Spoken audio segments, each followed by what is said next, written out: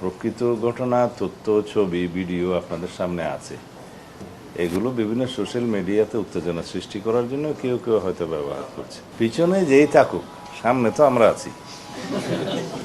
দুইজন না, ভারতে আছে তিনজন, আর আবুধাবি মানে ইউএইতে আছে একজন, চারজন। আমরা দেশে ফিরিয়ে নিয়ে আসার জন্য আমাদের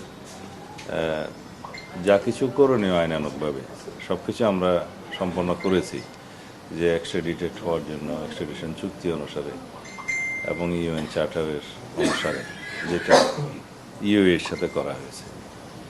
তো সেগুলো আশা করি আমরা খুব অল্প সময়ের ভিতরে সাড়া পাব। তা আমরা চেষ্টা করছি না। চিঠির জবাব তো ওনারা দিবেন না। ওনারা আমাদেরকে বলেছেন যে আমরা এই আসামিকে ফেরত দেওয়ার জন্য 30 দিনের মধ্যে আপনাদের কাছে প্রয়োজনীয় কাগজপত্র চাই। যেটা ইন্টারপোলের রেড নোটিশ অনুসারে তারা গ্রেফতার করেছে, সেটা তো গ্রেফতার হয়েছে, কিন্তু ফেরত প্রদানের জন্য আমাদের কিছু আইনানুগ প্রক্রিয়া আছে, কাগজপত্র আছে, ওয়ারেন্টের কপি আছে। এগুলো পাঠানো বলা হয়েছিল, পাঠাতে আমরা পাঠিয়ে দিয়েছি। 30 দিন সময় দিয়েছিলাম, আমরা 3 দিনের ভিতরে দিয়েছি। আর ভারতে যে 3 জন আসামি গ্রেফতার হয়েছে শহীদ ওসমান হাদির হত্যাকারীদের মধ্যে, অভিযুক্তদের মধ্যে, তাদের বিষয়ে আমরা একইভাবে এখানকার ওয়ারেন্টের কপি, মামলার কপি, বিস্তারিত তথ্য আমরা পাঠিয়েছি। তো ভারতের সাথে তো বাংলাদেশের এক্সট্রাডিশন চুক্তি আছে, সেই হিসাবে তারা তাদেরকে প্রেরণ করবে। তো ইতিমধ্যে তারা যেহেতু তাদের স্থানীয় কোর্টে বেআইনি অনুপ্রবেশের মামলা সহ অন্যান্য মামলায় গ্রেফতার আছে এবং বিচারাধীন আছে, সেটা বিবেচনায় নিয়ে তারা হয়তো একটু সময় নিচ্ছে। তবে এক্সট্রাডিশন চুক্তি অনুসারে আমার যতটুকু জানা আছে, মামলা বিদ্যমান থাকলেও, চালু থাকলেও ফেরত পাঠানো যায়। এই উভয় দেশের মধ্যে সেই চুক্তিটা আছে। আমাদের কাছে সেরকম তথ্য নাই, আমরা খোঁজ নিয়ে দেখতে পারি। আপনার প্রশ্ন থাকতে পারে, সন্দেহ থাকতে পারে, তবে আমাদের মধ্যে কোনো সন্দেহ নেই।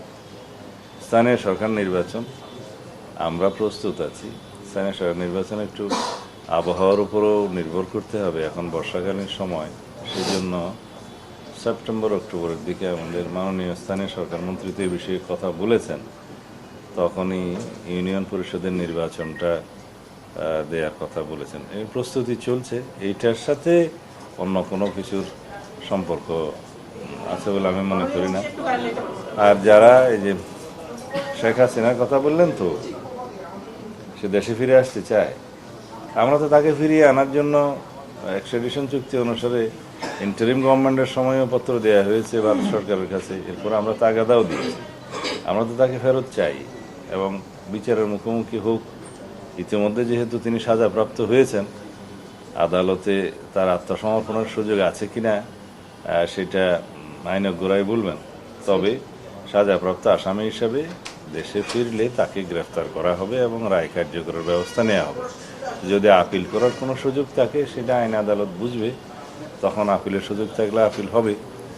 আমাদের কাছে প্রত্যাবর্তনের যে ঘোষণা ওখান থেকে মাঝে মাঝে দিচ্ছে, তো সেটা তো কীভাবে দিচ্ছে জানি না। আমরা তো তাকে আইনানুগভাবে ফেরত চাই।